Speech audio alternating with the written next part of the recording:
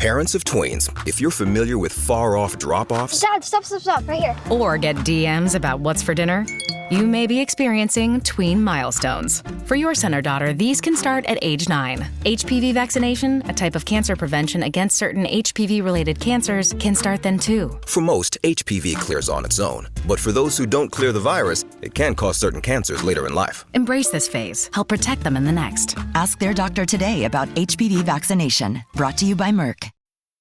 Fellas, you know Degree Cool Rush deodorant, right? Well, last year they changed the formula, and guys were mad about it. One dude even started a petition. So guess what? Degree heard us, admitted they messed up, and brought the original Cool Rush scent back exactly how it was. And it's in Walmart, Target, and other stores now for under $4. So grab some and remember why its cool, crisp, and fresh scent made it the #1 men's antiperspirant for the last decade. Degree Cool Rush is back, and it smells like victory for all of us. Military murder is an independent project and is not endorsed by the Department of Defense or any military component. The views expressed are those of the host. The content of this podcast is not meant to be legal or medical advice. Warning, this episode contains graphic details of murder and is not suitable for young listeners. Listener discretion is advised.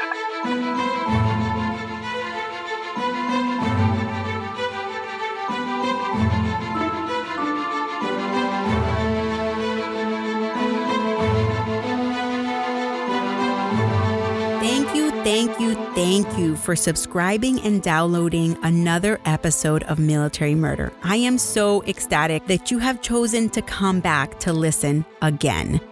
I am your host, Margot, and just a little background for those who maybe click download for the first time today. This is a true crime podcast that cover cases with a military nexus. So this isn't a conspiracy podcast about war crimes or anything like that. This is about true crimes committed by military veterans, military members who snap, basically. You don't have to know anything about the military to enjoy listening. You just have to be a true crime enthusiast. And if that's you, you're home. Now, I need to give a warning, right? So I'm super excited about the podcast, but I am super sad about this episode. So this episode contains triggers for domestic violence and violence against children. So extreme listener caution is advised. And if for whatever reason you start listening and you're triggered, please stop listening and get help. Today, I am discussing a Marine veteran with a history of domestic violence. I mean, this guy seems to be invincible in the eye of the law. He humiliates, stalks, beats his victims, but he's still allowed unsupervised visits with his children. But what happens when a lawless man wants revenge and he takes it out on the least suspecting victims? Today, I am going to discuss the case against Marine veteran John Battaglia Jr. Now, let's dig in.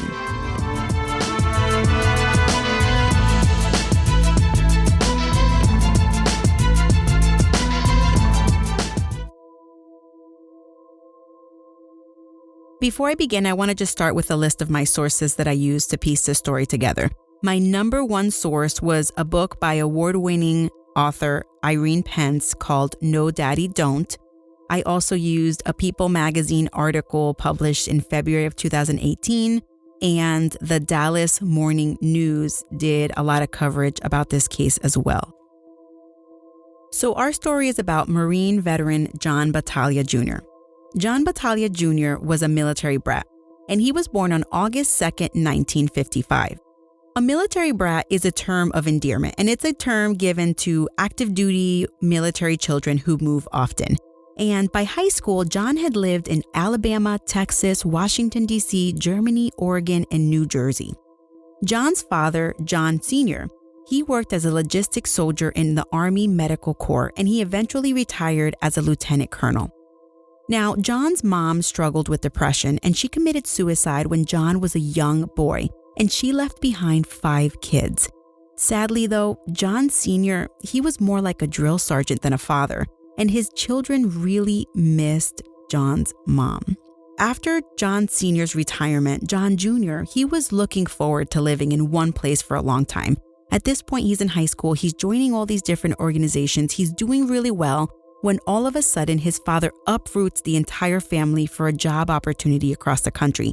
Now, this isn't uncommon. When people are in the military, they get used to the hustle and bustle of moving every few years.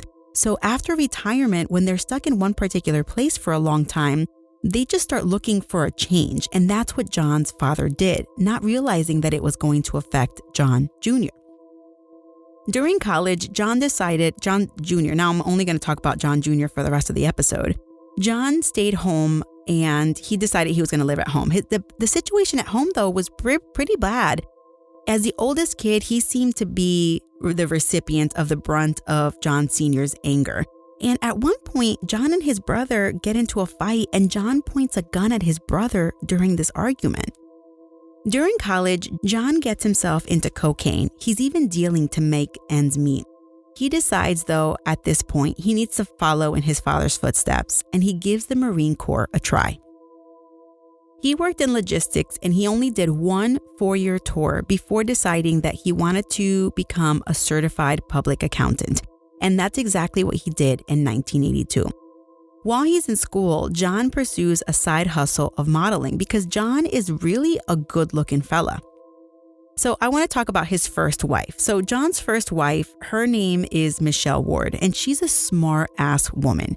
She graduated in the top of her high school class. She graduated in the top of her college class, and she was valedictorian of her law school class. And in the midst of all of these accolades, Michelle had been married and divorced to a different guy, and she had one child in that marriage. So Michelle, she's like a modern woman before being a modern woman became a thing, right? So she's pretty badass. After law school, she immediately begins working for a really large, prestigious law firm in Dallas, Texas. So in 1984, she's at a work party, and she meets this, pretty snazzy looking young man, and his name is John. She's impressed with John Battaglia because he's tall, handsome, and he's really a charmer. She was apprehensive at first because, she had a 7-year-old son. And John, though, once he found out she had a 7-year-old son, he was excited, and he's super excited to meet him. And so at this point, Michelle couldn't ask for a better man. A few months later, Michelle and John, they're really excited to meet Michelle's family. And they're on the way to meet them for the first time. I can only imagine Michelle's excitement. When you have a new significant other and you have to introduce them to your family and you're trying to figure out if it's going to be a good fit or not. And so this is what Michelle is probably going through. On her way to her family's house, though, Michelle experiences a glimpse of the real John. When after being cut off by a car with young kids, John decides that he needs his gun so he can show those boys a lesson. Michelle was petrified. Who was this man? And she immediately knew this wasn't the right man for her. But as soon as she was getting ready to break up with him, she found out she was pregnant. Michelle was used to being a single mom, so this aspect of it really wasn't a big deal. But she spoke to her mom about it, and in an old-fashioned manner, her mom convinces her, hey, marriage is the best route. You're a single mom. I know you can handle it. 1 kid is fine, but 2 kids, that's really tough. And so she took her mom's advice, and you have to remember, it is the 80s and it's kind of, old school mentality, So on April 28th, 1984, Michelle reluctantly marries John, but she would soon realize that her initial fears about John were right. Always trust your instincts, ladies and gentlemen. Here is just a synopsis of the terror that John put Michelle through. So while Michelle's 5 months pregnant, he places her in a chokehold after she asks him for help around the house, which is insanity. He also threw her 7-year-old son against the wall. He also punched her on her chest, leaving terrible bruises. And at one point, he punched her in the head, knocking her to the ground while she was holding their baby girl in her hands. Michelle stayed silent throughout most of this, but after he assaulted her while she was holding her daughter, Michelle said enough is enough, and she filed for divorce and she got a restraining order. He was on notice. If he violated that restraining order, he could spend a year in jail. You think John cared? John didn't care one bit, and he violated that restraining order almost on a daily basis. At one point, he even broke into Michelle's house one night while she was sleeping, stood over her bed and terrorized her while telling her, I can snuff you out right now. And then he left. When Michelle called the police and she couldn't produce the restraining order because John had stolen the copy that she had, the police said, well, there's nothing I can do about it. You guys are still married. And they just went on their dandy day and did nothing. After reporting all of these restraining order violations, a grand jury was brought together to see if John would be indicted. And even with the mountains of evidence that Michelle provided, they said, nope, not enough evidence, and the charges were dropped. It seemed John was invincible in the face of the law. In January of 1987, John followed Michelle to work and he threw a large rock at her car while she was driving, causing her almost to wreck. And she was like, you know what? Enough is enough. Even though the justice system had failed her, she was going to continue to report every single one of his shenanigans. After she reported this, though, he spent a whole week in jail. And when he got out, he was very apologetic with Michelle. Instead of being a raging maniac as he always was, he looked different. And Michelle thought, maybe a week in jail scared him straight. After discussing the case with her lawyer and realizing that he would probably get only time served anyway, Michelle extended an olive branch and she dropped the charges. She thought, finally, he's learned his lesson. Boy, was she wrong, though. On July 10th of 87, the divorce was final and Michelle was finally a free woman, or at least she thought. But John, he was granted unsupervised visits with his daughter because the judge determined, hey, he hasn't done anything to his kid, so supervised visits at this point are uncalled for. Even after the divorce, John still made Michelle's life a living hell. After John followed Michelle to work one day, he pushed her down the stairs. Michelle again said, screw it, I'm reporting it. Before he was arrested, though, he found out that she had reported him, and he had one more thing up his sleeve, and he was making sure that Michelle would pay for reporting him. One day, while he's on his bicycle, he finds Michelle. He rides up to her. He says, if you're going to put me in jail, there might as well be a pretty good darn reason. He then pummels Michelle to a pulp. He breaks her nose, dislocates her jaw, and he punches her so hard that her eyes are nearly shut for a week from the swelling. This was a public beating in front of neighbors. Michelle survived this pummeling, though, and she was determined to make John pay. However, the way the legal system was set up at this time, he only received probation for this assault. Again, even after this, he still allowed unsupervised visits with his daughter because he was found to be a fit parent. Michelle was able to finally move on from John, though. She leaves Texas and she returns to her home state of Louisiana. And here she becomes a law professor and her focus is criminal law. And she later goes on to educate on family violence. I mean, this woman is an advocate for domestic violence because she lived this. I mean, she survived this crazy maniac. Michelle is such a good example on how to turn lemons into lemonade. I mean, she is really brave.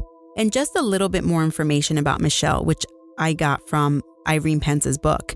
Michelle went on to remarry. She became a member of the Violent Crime and Homicide Task Force, and she was recognized by the WYCA as the Woman of Achievement for her public service regarding her domestic violence campaign. So Michelle was finally able to breathe a sigh of relief from John when he met his soon-to-be second wife. Impact confirmed. The Slayer has been activated. Demonic threat level increasing.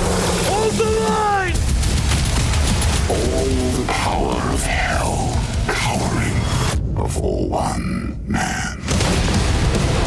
id Software presents Doom: The Dark Ages. Available now on Xbox Series X and S, PlayStation 5, and PC. Rated M for mature. This episode is brought to you by Greenlight. Get this. Adults with financial literacy skills have 82% more wealth than those who don't. From swimming lessons to piano classes, us parents invest in so many things to enrich our kids' lives. But are we investing in their future financial success? With Greenlight, you can teach your kids financial literacy skills like earning, saving, and investing. And this investment costs less than that after-school treat. Start prioritizing their financial education and future today with a risk-free trial at greenlight.com/Spotify. Greenlight.com/Spotify. So let's talk about John's second wife. His second wife's name is Mary Jeane Pearl, and this woman came from money, and her family gave her everything she wanted. She was an only child after all. In October of 1990, as luck would have it, she met John Battaglia. He made her feel like a queen. She was impressed with his credentials, Marine veteran, CPA. She's in awe of him, partly because she hadn't finished high school. Instead, she decided she was going to follow in her mother's footsteps, and she went into the antique business. Early on, she was smitten. These people began to talk about marriage, almost as soon as they started dating. And John even disclosed his run-in with the law and even breaking Michelle's nose. But of course, he downplayed the entire thing. He was the victim. He made his ex-wife be a terrible woman who egged him on every chance that she got. Marie Jeane was sure things would be different for her. They were married on April 6, 1991, after only dating 6 months. Mary Jeane's parents saved no expense for their baby girl, and they purchased her first marital home. Mary Jeane's fairy tale would end as soon as it began, just as it did for Michelle. In fact, on the evening of her wedding day, John basically turned into a different person. She was like dating Jekyll and Hyde and didn't know, and then the night she married him, he turned into a different person. She didn't know what to do, but before she could do anything, she found herself in the same position as Michelle circa 1985, pregnant. Their first daughter, Faith, was born on January 9th, 1992. In Irene Pence's book, she writes that John's anger towards Marie Jeane was partly due to the fact that they lived in her house, and although he didn't beat Marie Jeane like he did Michelle, he instead chose to terrorize her by using abusive language and often criticizing her. Their second daughter, Liberty, was born on January 7th, 1995. At this point, I just need to give a small backstory. So there's all this information. He's verbally abusive to her practically from the beginning, but there's like a lull in their relationship where it seems, at least from my reading of the book, that he's maybe less aggressive. And I want to give a backstory on that. In 1993, John became a whistleblower, and he outed his company that he was working for fudging the numbers on a government contract. And there was this huge lawsuit, and John is really excited because he felt the lawsuit was a slam dunk, and he stood to get close to $5 million if the lawsuit was successful. But 5 years after the lawsuit was initiated on August 8th, 1998, his dream of being rich died when he lost the lawsuit. And now I just want to explain a little bit of what I discovered. So Mary Jeane, her worth was about $4 million. And he was standing to win $5 million. So he was excited because he was finally going to have more money than his wife. And so when they lost the lawsuit, it almost seemed like he snapped, right? So in January of 99, and this is going to seem pretty insignificant, but during one of his little boy pouty fights, John throws a cookie at Marie Jeane. And this is the straw that broke the camel's back. And she says, "I am sick. I'm sick and tired of you. Get out of my house." And so he leaves. He rents a 1,600 square foot condo in an up and coming neighborhood in Dallas. Because John, of course, is a maniac, Mary Jeane is granted a restraining order after she kicks him out of his house and files for divorce, which he promptly violates over and over again. So we're going to fast forward. So she kicks him out of the house in January of 99. Fast forward to December of 99. And Mary Jeane and the girls, this is their first Christmas without John in the house. And John is scheduled to pick up the girls that morning, but he arrives an hour earlier and he's with his oldest daughter. Mary Jeane invites both of them into the house because even though it's a violation of the restraining order, it's Christmas and she doesn't want to be a Grinch by only inviting the daughter in and leaving him outside. And she knows he's just going to be a jerk about it anyway and not let the daughter come in. However, when John comes in, he wastes no time in initiating a physical assault on Marie Jeane after he followed her up the stairs. I mean, he pummels her over and over again, punching her in the head, pulling her hair, kicking her, and she's counting the blows over and over and over again, and she's thinking it's never going to end. all while the 3 daughters are watching in horror. John quickly stops the assault and he leaves the house, leaving behind his oldest daughter. This guy is just a terrible human. The Christmas Day assault case was heard by Judge David Finn in August of 2000, and it resulted in a $2,000 fine and 1 year in jail. But guess what? That was immediately reduced to 2 years of probation. Now, I'm wondering, what the heck? For sentencing, don't the judges, aren't they supposed to take into account similar crimes or the likelihood to reoffend? I mean, couldn't they have looked back at the charges that Michelle had filed years earlier? I mean, I know they were dropped, but isn't it like still somehow in your record that this had happened? And for some reason, this judge didn't think anything of it and only gives this guy 2 years of probation for physically assaulting his current wife in front of the 3 children. I mean, that's insane to me. So 2 weeks after this court hearing where he's only given 2 years of probation, Marie Jeane is finally granted a divorce. And so in order to get the divorce, she had to agree to pay him $75,000. Can you believe this? She's the one being physically abused, verbally abused, and she has to give him $75,000. But this happens every day in America. This is just the country that we live in. But in accordance with the judge's ruling, in addition to getting the divorce and him getting $75,000, he also gets access to the girls every Wednesday and every other weekend.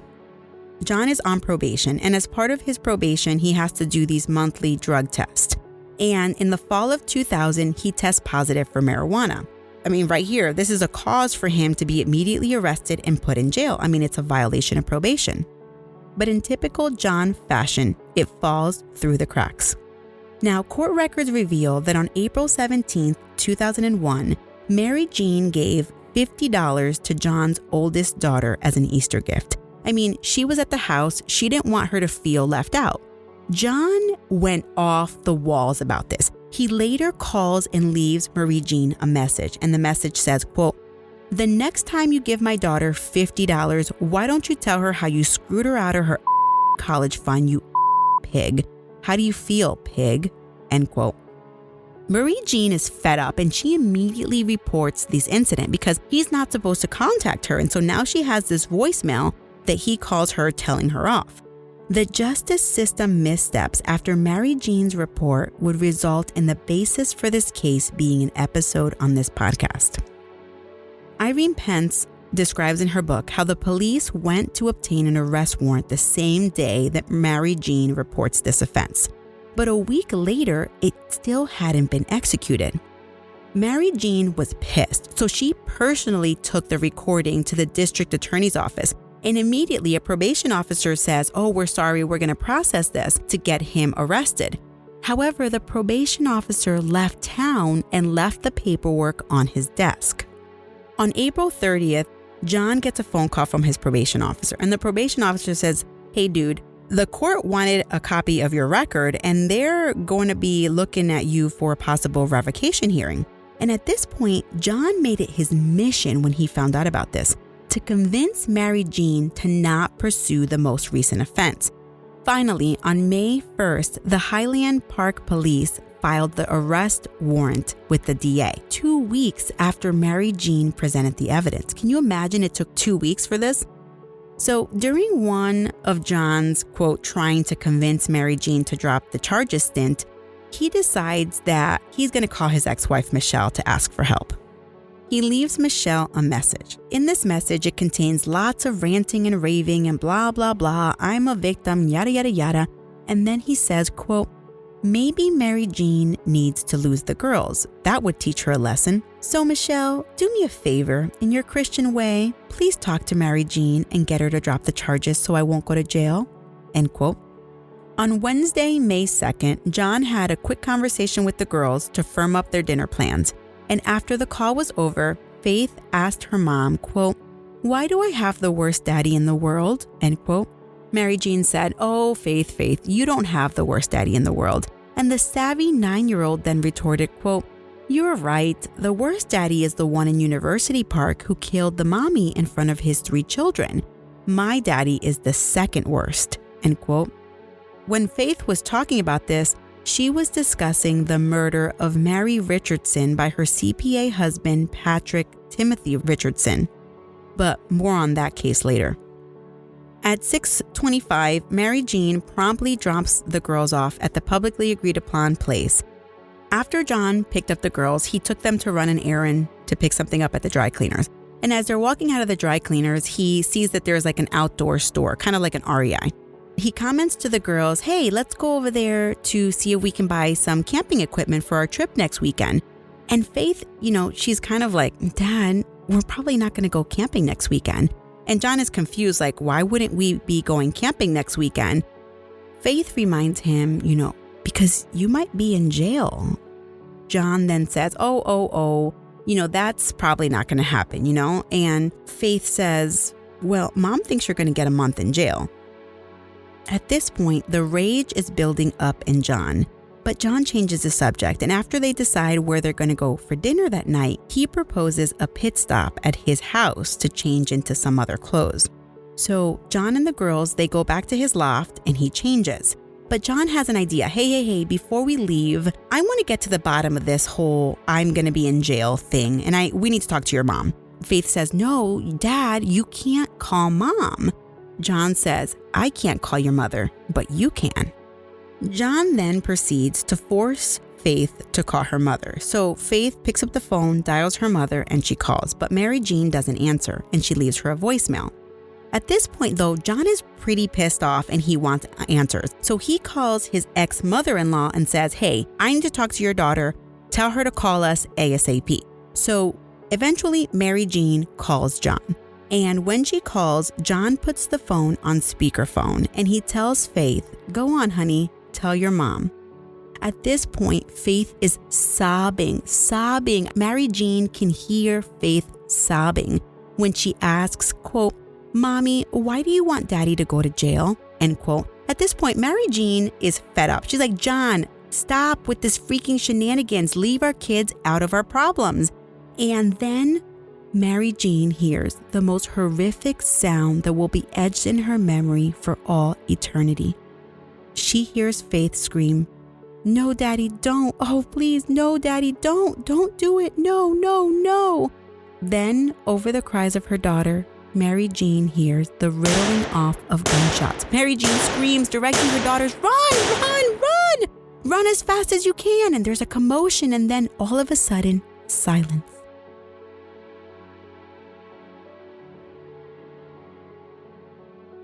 Then John returns to the receiver with one last message for Mary Jeane. Quote, Merry Christmas, end quote. Then dead silence.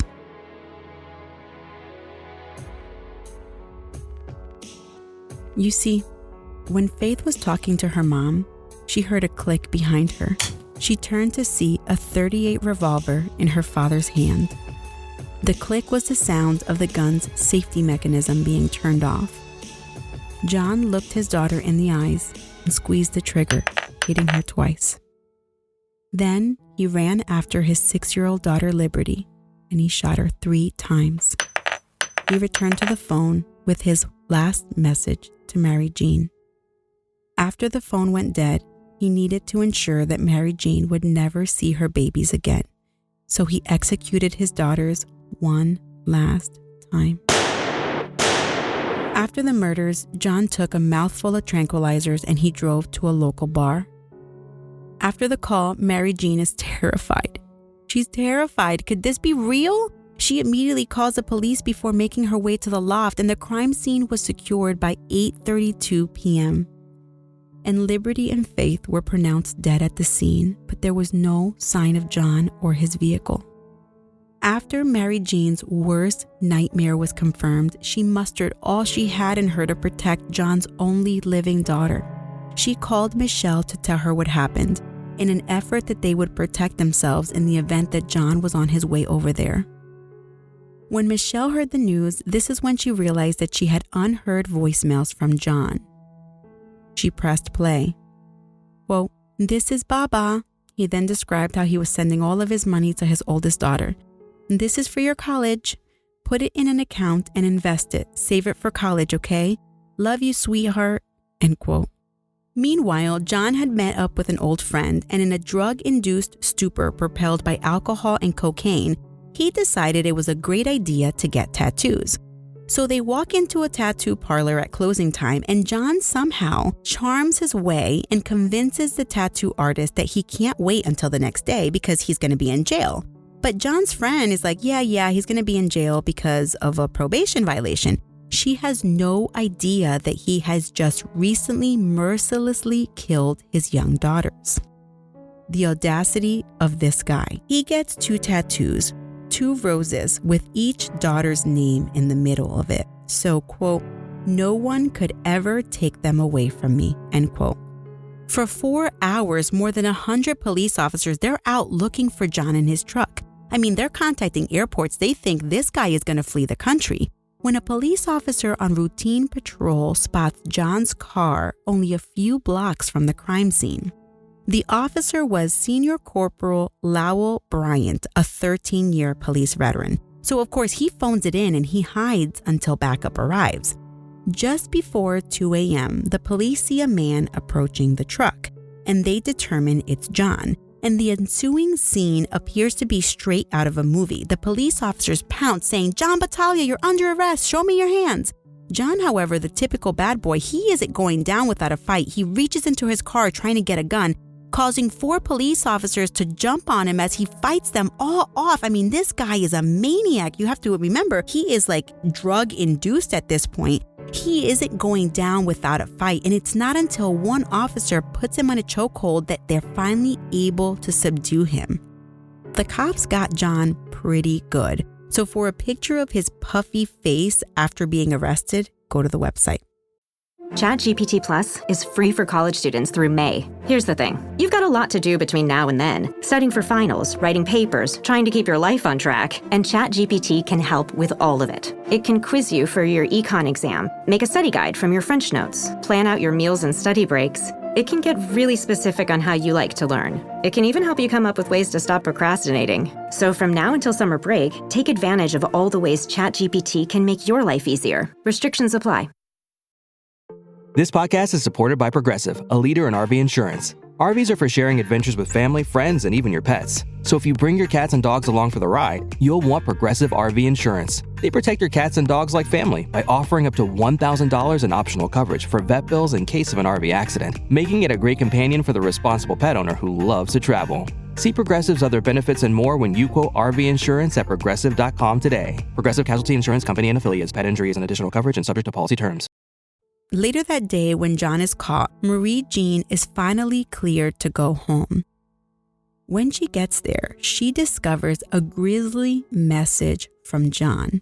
After the murders, John called and said, quote, "Good night, my little babies. I hope you're resting in a different place. I love you. I wish that you had nothing to do with your mother. She was evil, vicious, stupid. You will be free of her. I love you very dearly. You were very brave girls, very brave. Liberty, you were oh so brave. I love you so much. Bye." End quote. John's probation violation arrest warrant was signed the day after Faith and Liberty were executed, but it was too little, too late. The justice system had failed those 2 little girls. Sadly, the deaths of Faith and Liberty were a cautionary tale that domestic violence victims should be taken seriously. This case, of course, infuriated the public. Why would a man with so much history of abuse and anger be allowed to see his children unsupervised? So Representative Toby Goodman took matters into his own hands and publicly said, quote, "There's this presumption that a child benefits from maximum contact with both parents. And in a perfect world, yeah, that would be true. However, a recent government study found that children in homes where spouses are abused are 1,500 times more apt to be abused than in homes with no spousal abuse." End quote. Senate Bill 140 was born. It was the Battaglia Visitation Law Amendment to the Custody Rights Bill. Governor Rick Perry signed it, and it became law on September 1st, 2001. After After the murders, Mary Jeane was constantly asked for interviews, but she always declined until Judge David Finn decided to campaign to become the new district attorney. Remember, David Finn, he was the judge who originally had given him 1 year in jail and then reduced it to probation, even though there was all of this evidence that, he was a psychopath. Mary Jeane could not sit by as the man that let her little girls be with a serial beater and a probation violator campaigned for office. She called a press conference and said, quote, "I'm here tonight because I believe that Judge David Finn let my children and me down," end quote. Needless to say, he lost the race. John was charged with capital murder. Remember, we're in Texas here. The jury consisted of 7 men and 5 women. The prosecution laid out the facts of the case, and they described the murders as, quote, "the ultimate act of revenge," end quote. And there was so much overwhelming evidence against John that the defense, they didn't even put on a case. They didn't cross-examine many of the prosecution witnesses, and they didn't even put on any evidence. In fact, after the prosecution said the prosecution rests, the defense stood up and said the defense rests. During the prosecution's closing arguments, the prosecutor describes the grisly murders and he commented, quote, "Obviously he didn't love his girls," end quote. To which John retorted in open court, "I did too love them." The jury deliberated for only 19 minutes and they returned a guilty verdict. The sentencing case was riddled with various psychiatric opinions regarding whether John suffered from bipolar mood disorder, depression, and a slew of other things. All the experts agreed he was not insane, and he could appreciate the nature of his crimes when he was committing them. And this is a quote from the book. It says, quote, "Dr. Richard Coons, who is both a psychiatrist and a lawyer, double whammy, right? He concluded that John killed his kids as an act of anger and retribution to punish Mary Jeane. He believes John had a mild form of bipolar disorder, but that he also had antisocial personality disorder, such that he rationalized and blamed others for his actions. Dr. Coons testified that John told him that all he wanted to do was to get the girls out of trouble, so that they wouldn't be drug addicts, strippers, hate their parents, or be prostitutes. Dr. Coons believed that John was rationalizing why he killed his 2 daughters, end quote. At sentencing, the prosecution, they focused on John being a menace to society. They even reminded the jury about that one time ages ago when John pulled a gun on his brother. The defense, on the other hand, they focused on John's alleged mental illness, and they told the jurors, if you guys sentence John to death, you guys are showing no more compassion than John did to his own kids. And he ended with, quote, "Don't put a man to death who acted out of illness," end quote. The prosecution, they're pissed. They rebutted, reminding the jury that this wasn't a heat of passion type of crime. He made various statements about Mary Jeane losing what she loved the most, as well as, the whole ruse about going back to the house and changing.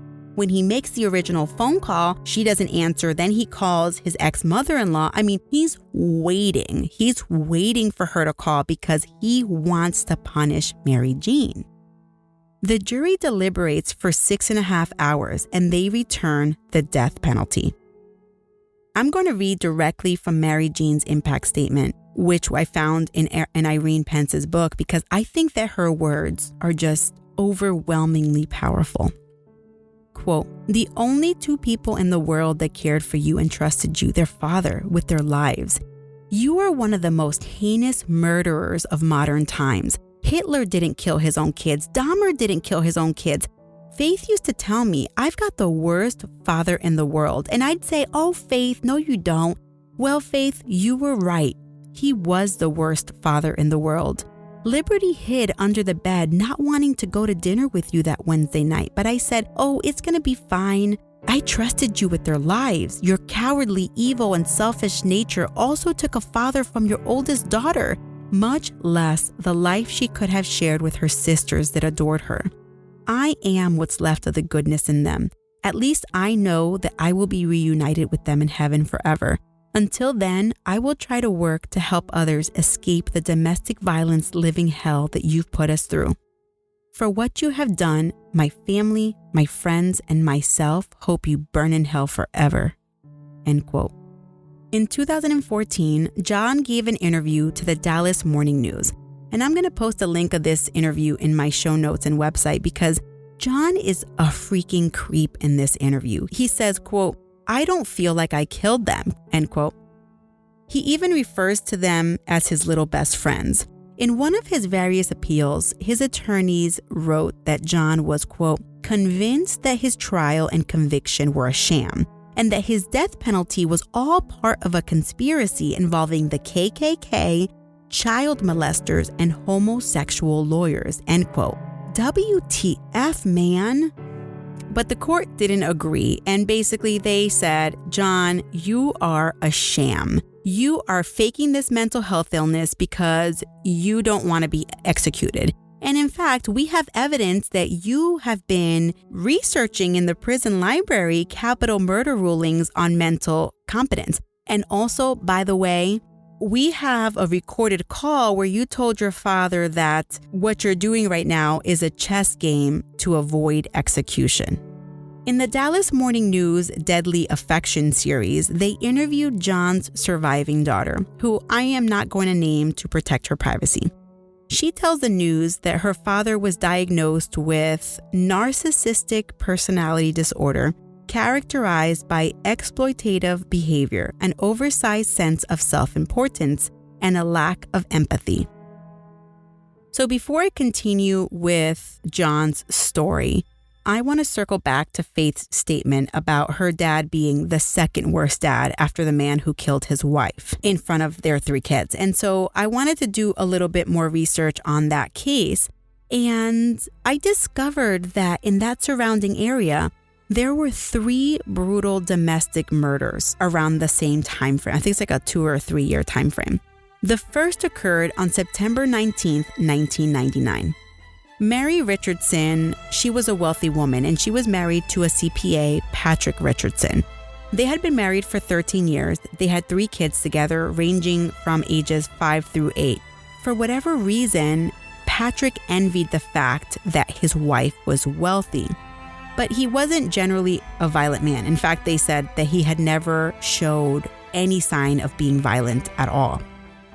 Mary files for divorce on September 8th, 1999, and she allows Patrick to stay at the house for 1 more week before he has to move out. On the day that he has to move out, he goes to church with the kids and he comes home. Patrick claims that when he got home, Mary said something that basically caused him to snap. He jumps over the couch, he slaps Mary with a lamp, he wraps the cord around her neck, and then he nearly severs her head with a pair of scissors. This all happened while the 3 kids watched in horror. Because there was no history of violence in the family, I found that this is something labeled catathymic homicide. And according to the 1996 Journal of Aggression and Violent Behavior, catathymic violence is when, quote, "an underlying unresolved emotional conflict creates an enormous amount of psychological tension, which is released through a violent act," end quote. And so for this murder, Patrick was sentenced to 60 years.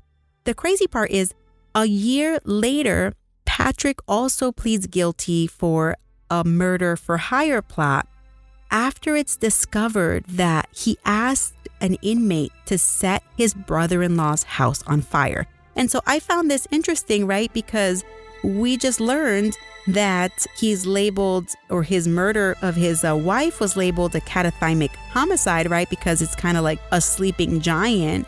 And then he releases his anger through this violent act.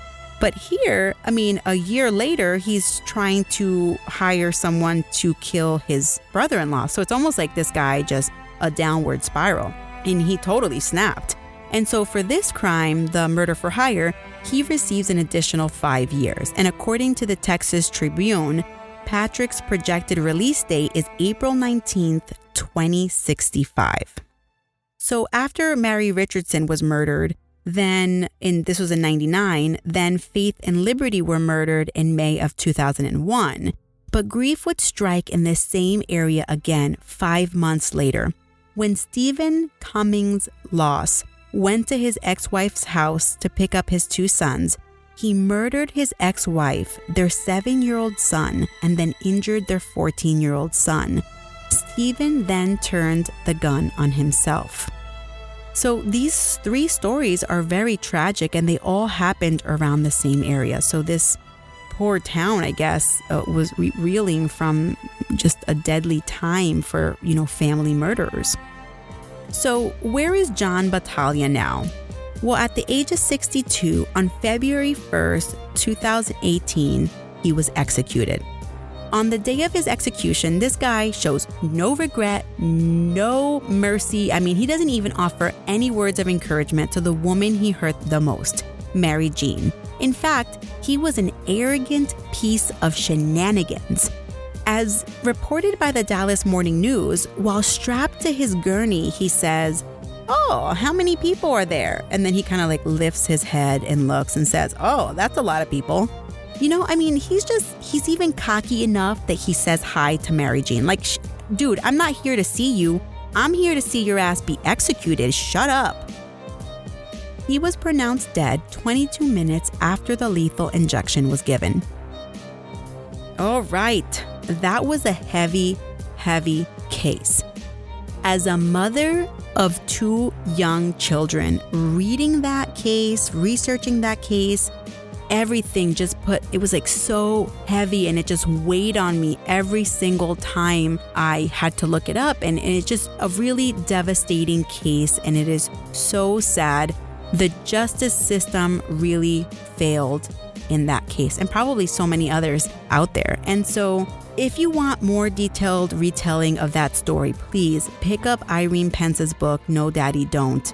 It really goes into a lot of details. It talks about just all the missteps that the criminal justice system made, Domestic violence is real, and it can affect anyone, rich, poor, middle class. It doesn't matter.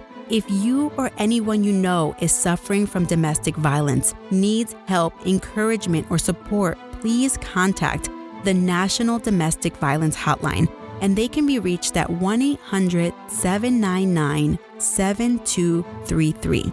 You do not need to suffer in silence. Please get help before it is too late.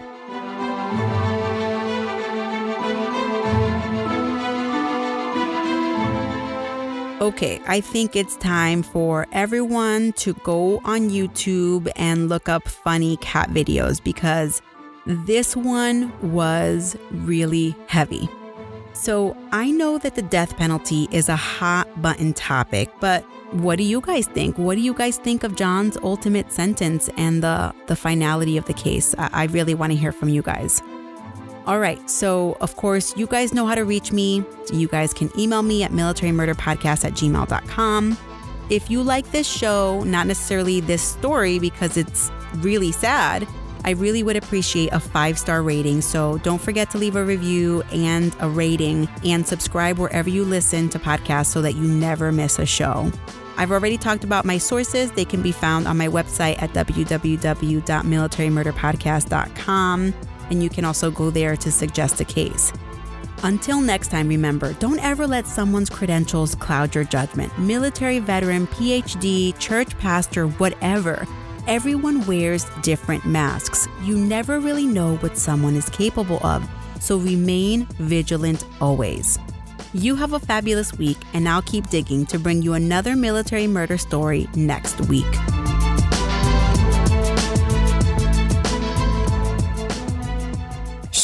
Let's work on our podcast.